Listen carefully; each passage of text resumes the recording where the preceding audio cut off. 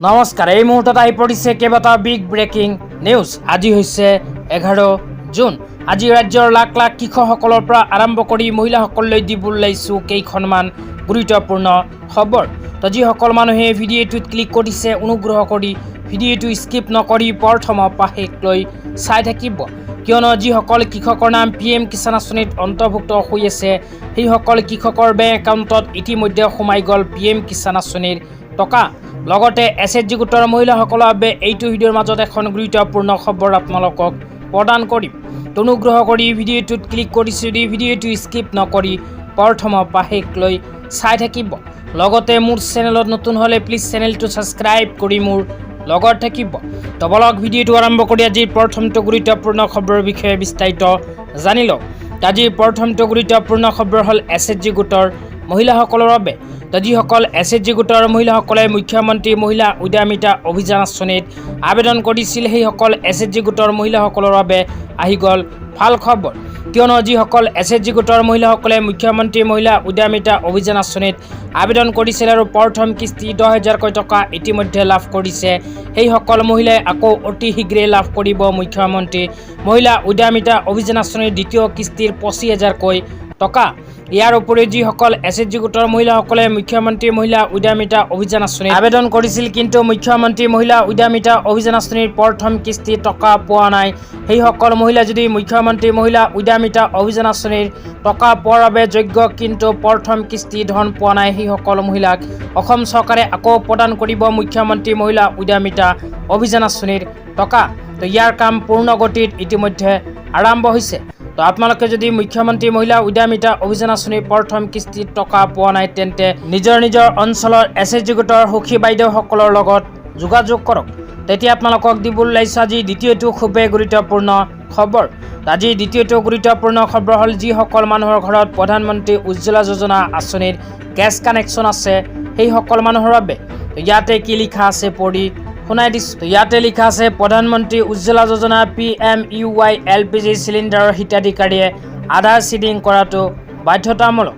শেষ তাৰিখ 30 জুন 2026। তো আপোনালোকৰ ঘৰত যদি প্ৰধানমন্ত্ৰী উজ্জ্বলা যোজনাৰ গেছ কানেকশ্যন আছে, তেন্তে আপোনালোকে নিজৰ আধাৰ কাৰ্ড চিডিং কৰাটো বাধ্যতামূলক। তো যিসকল মানুহে এতিয়ালৈকে গেছৰ লগত আধাৰ কাৰ্ড লিংক কৰা নাই, সেইসকলে অহা 30 জুন 2026 তাৰিখৰ ভিতৰত কৰিব লাগিব লিংক, কিয়নো 30 জুন 2026 তাৰিখটো অন্তিম দিন হিচাপে ঘোষণা কৰিছে। তাৰপিছত আৰু কি লিখা আছে, আপোনালোকে কেনেকৈ আধাৰ চিডিং বা আধাৰ লিংক কৰিব সেয়াও জনাই দিছোঁ। 1 নম্বৰত কৈছে গ্ৰাহকসকলে ইণ্ডিয়ান অইল এপ বা আধাৰ ফেচ RD এপ ব্যৱহাৰ কৰি আধাৰ চিডিং কৰাটো বাধ্যতামূলক। 2 নম্বৰত কৈছে আধাৰ গেছ চিলিণ্ডাৰ ব্যৱহাৰকাৰী গ্ৰাহকে আধাৰ চিডিং কৰি EKYC পৰীক্ষা কৰাটো বাধ্যতামূলক। তো আপোনালোকে আধাৰ কাৰ্ড চিডিং কৰি EKYC কৰি ল'ব, অন্যথা ছাবচিডি টকা কিন্তু আপোনালোকে নাপাব। তেতিয়া আপোনালোকক দিবলৈ ওলাইছোঁ আজি তৃতীয়টো খুবেই গুৰুত্বপূৰ্ণ খবৰ। আজি তৃতীয়টো গুৰুত্বপূৰ্ণ খবৰ হ'ল PM কিষাণ আঁচনিলৈ।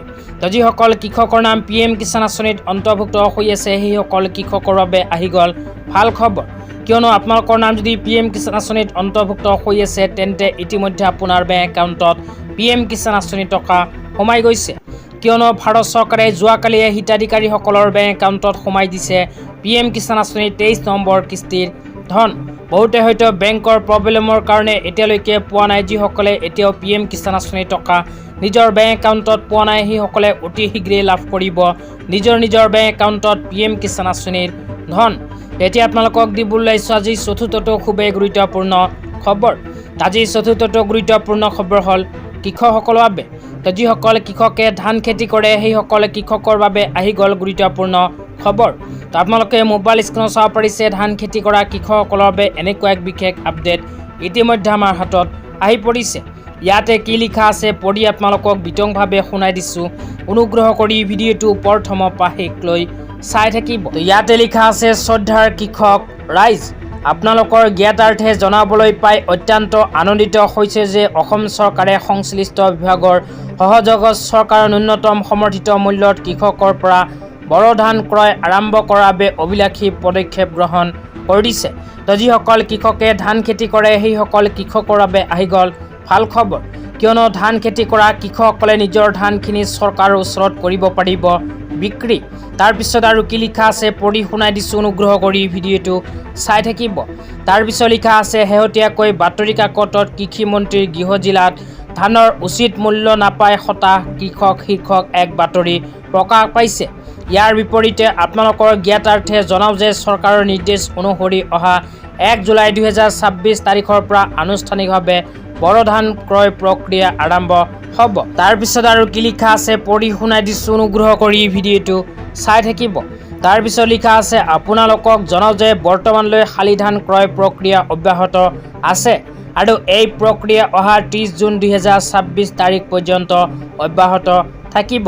ইয়াতে উল্লেখ কৰা অনুযায়ী যিসকল কৃষকে শালি ধানৰ খেতি কৰিছে সেইসকল কৃষকে অহা 30 জুন 2026 তাৰিখৰ ভিতৰত নিজৰ ধানখিনি চৰকাৰৰ ওচৰত কৰিব পাৰিব বিক্ৰী। ইয়াৰ লগতে আৰু কোৱা হৈছে বিভাগীয় নিৰ্দেশ অনুসৰি শালি ধান ক্ৰয় প্ৰক্ৰিয়া বন্ধ হোৱাৰ পাছতে অৰ্থাৎ 1 জুলাইৰ পৰা বড়ো ধান ক্ৰয় প্ৰক্ৰিয়া আনুষ্ঠানিকভাৱে আৰম্ভ হ'ব। তাৰপিছত লিখা আছে বড়ো ধানৰ বাবে প্ৰতি কুইণ্টলত অসম চৰকাৰৰ ন্যূনতম সমৰ্থিত মূল্য 2369 টকা। লগতে আৰু কোৱা হৈছে অসম চৰকাৰৰ অতিৰিক্ত সহযোগ 200 টকা প্ৰদান। মুঠ ন্যূনতম সমৰ্থিত মূল্য প্ৰতি কুইণ্টলত 2569 টকা।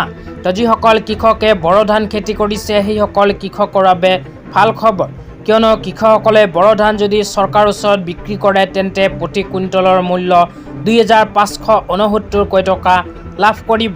তাৰপিছত আৰু কি লিখা আছে পঢ়ি শুনাই দিছোঁ, অনুগ্ৰহ কৰি ভিডিঅ'টো চাই থাকিব। তাৰপিছত লিখা আছে সেয়েহে কৃষক ৰাইজক বিনম্ৰতাৰে অনুৰোধ জনাওঁ যে কোনো মধ্যভোগী দালালক প্ৰশ্ৰয় নিদি চৰকাৰে আগবঢ়োৱা ন্যূনতম সমৰ্থিত মূল্যত সংশ্লিষ্ট বিভাগক ধান বিক্ৰীৰ জৰিয়তে উচিত মূল্য লাভ কৰক। ইয়াতে উল্লেখ কৰা অনুযায়ী যিসকল কৃষকে ধান খেতি কৰিছে সেইসকল কৃষকে নিজৰ উৎপাদিত ধানখিনি বিক্ৰী কৰাৰ সময়ত দালালৰ প্ৰৰোচনাত নপৰিব, কিয়নো আপোনালোকে যদি উচিত মূল্য লাভ কৰিব বিচাৰে তেন্তে চৰকাৰৰ ওচৰত কৰিব লাগিব বিক্ৰী। তো যিসকল কৃষকে নিজৰ উৎপাদিত ধানখিনি চৰকাৰৰ ওচৰত বিক্ৰী কৰিব বিচাৰে কেনেকৈ বিক্ৰী কৰিব লাগিব এই বিষয়ে জানিব বিচাৰিলে এইটো ভিডিঅ'ৰ কমেণ্ট বক্সত কমেণ্ট কৰি জনাই দিব।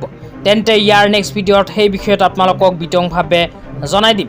তো তাৰপিছত আৰু কি লিখা আছে পঢ়ি শুনাই দিছোঁ, অনুগ্ৰহ কৰি ভিডিঅ'টো চাই থাকিব।